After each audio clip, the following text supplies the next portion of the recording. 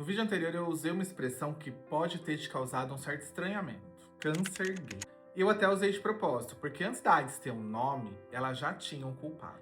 Em julho de 81, o The New York Times publicou uma matéria com o título Câncer raro visto em 41 homossexuais. É importante lembrar que naquele momento, o HIV não tinha sido identificado ainda, e a AIDS nem tinha esse nome. O que tinha era uma doença desconhecida, pessoas adoecendo rapidamente e muito medo de algo que a gente nem sabia o que era. Pouco antes, médicos já haviam observado casos de uma pneumonia rara e de um tipo incomum de câncer, o sarcoma de Kaposi, em homens gays jovens nos Estados Unidos. E foi assim que começaram a surgir expressões como câncer gay, síndrome gay, peste gay. Talvez o problema não eram só as palavras, eram o que elas produziam. Porque quando uma doença passa a ser associada a um grupo específico de pessoas, ela deixa de ser considerada problema de saúde pública.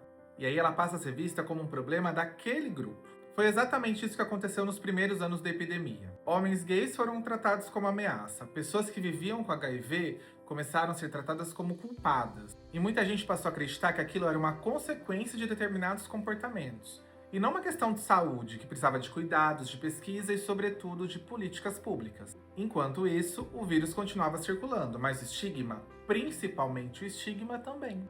E quando a AIDS chega no Brasil, ela não chega sozinha. Ela chega acompanhada dessas narrativas, desse medo. Ela chega acompanhada da associação entre HIV, homossexualidade e punição moral. Inclusive, muitas manchetes que por aqui circulavam repetiam essa mesma lógica. Elas não falavam sobre uma doença. Elas falavam sobre quem possivelmente deveria carregá-la. Eu nem vou entrar hoje no que aconteceu com as travestis e mulheres trans naquele período.